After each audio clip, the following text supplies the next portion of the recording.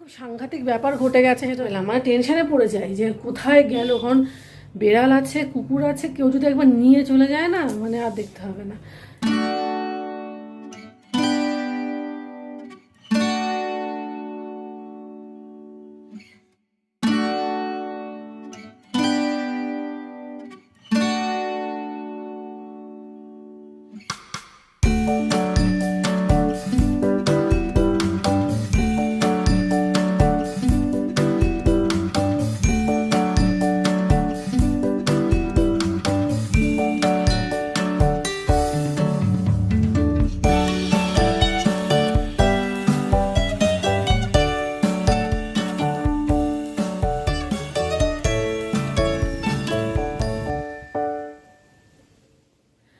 কেমন আছেন সবাই? আশা করি সবাই ভালো আছেন।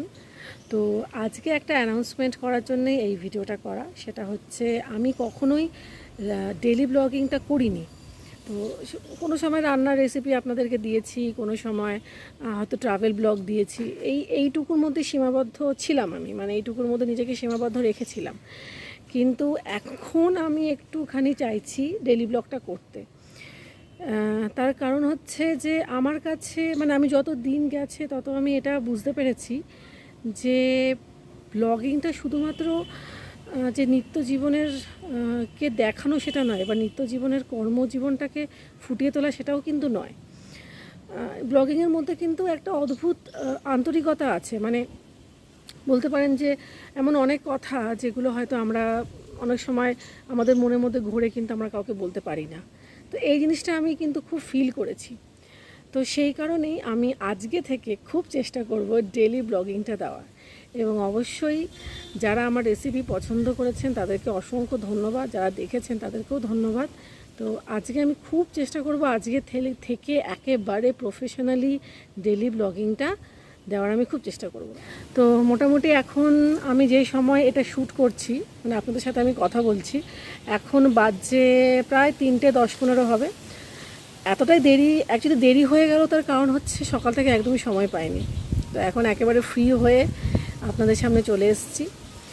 এই কথাটা বলার ভীষণ একটা মানে উদ্বেগ অনুভব করছিলাম নিজের মধ্যে, যে কবে বলবো এই কথাটা আপনাদের সাথে, কবে শেয়ার করব। কারণ আমি সত্যি কথা বলতে এখন ব্লগিংটা আমার আমি নিজের মানে পার্ট অফ মাই লাইফ হতে চলেছে বলতে পারেন। তো যাই হোক, দেখা যাক কতটা আমি সাকসেস হতে পারি। তো এখন সেরকমভাবে বলার বা দেখানোর কিছু নেই, তার কারণ হচ্ছে মোটামুটি সব কিছুই হয়ে গেছে। আর এখন আমি আমার খরগোশকে খেতেও দিয়ে দিয়েছি। আমার খরগোশ এই যে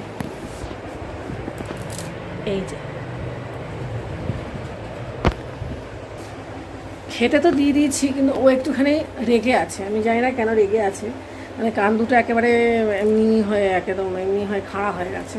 যখন রেগে যায় তখন কান দুটো এরকম হয়ে যায়। আর যদি একবার ছেড়ে দেওয়া হয় তাহলে আর কোনো কথাই নেই। তো সকাল থেকে খেয়েছে, কলমি শাক খেয়েছে। কলমি শাক খেতে ভীষণ ভালোবাসে। মাঝে মধ্যে একটু মুড়িও দিই। আবার রিসেন্টলি একটুখানি আমি আবার বিস্কুটও দিয়েছিলাম, তো দেখলাম যে সেটা বেশ ভালোবেসেই খেলো। আর শশাটা দিই। কিন্তু একটা অদ্ভুত ব্যাপার হচ্ছে, আমার খরগোশ কিন্তু জল একদমই খায় না। মানে ওকে জল আমি কিছুতেই খাওয়াতে পারছি না। আমার এই ব্লগটা যদি কেউ দেখে থাকেন, আর যদি কারোর খরগোশ থাকে বাড়িতে, তাহলে প্লিজ আমাকে একটু জানান যে কী উপায়ে আমি খরগোশকে জল খাওয়াতে পারবো। কারণ এমনিতে ওর কোনো প্রবলেম হচ্ছে না, মানে ওর টয়লেট পটি সবই হচ্ছে, কিন্তু জলটাও কিছুতেই খাচ্ছে না। মানে আমি কিছুতেই খাওয়াতে পারছি না। হ্যাঁ, একটা ওষুধ আছে যেটা ওকে আমরা দিই, আর সেটা হচ্ছে ডিজিগন। সেই ওষুধটা আমরা দিই, সেটা দিতে বলা হয়েছে, ওটা হজমের জন্য। কিন্তু ব্যাস ওইটুখানি, বাকি আর ওকে দেওয়াই যায় না। আর এই যে আবার ওর মন খারাপ হয়ে গেছে, মানে ক্ষণে ক্ষণে মুড সুইং হয়। আমি দেখাচ্ছি আপনাদের, এই যে মন খারাপ হয়ে গেছে। এখন যদি আমি খুলে দিই, এই যে বেরোবে না, মানে ও রিল্যাক্সিং টাইম এখন। এই যে দেখো দেখো দেখো দেখো, বলো বলো, সবাইকে হাই বলে দাও, বলে দাও বলে দাও বলে দাও। এখন চলে গেছে খাটের তলাতে, মানে ছেড়ে দিলে ভীষণ খুশি। আসলে সেটাই হয়তো হওয়া উচিত। মানে যাই হোক, এরা তো বন্য প্রাণী। একটা ওই কথাতে আছে না, বন্যেরা বনে সুন্দর।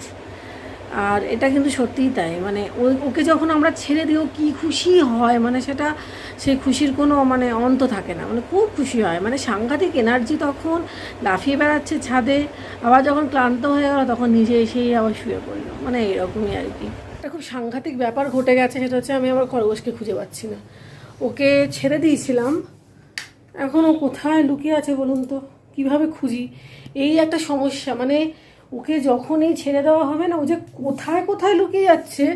ওই দেখুন, দেখবেন, এই দেখুন এইখানটাতে, এই দেখুন, দেখেছেন, দেখুন এই করবে সারা দিনে, এবার যাবে ছাদে, এইবার যাবে ছাদে, এই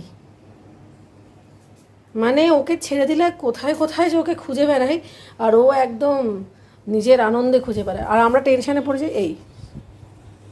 এই যে আবার এই ঘরে ঢুকে যাবে। এক এক সময় তো আমার মেয়ের এই জামার এই তাকটাতেও এখানেও বসে থাকে, ও খুব মজা পায়।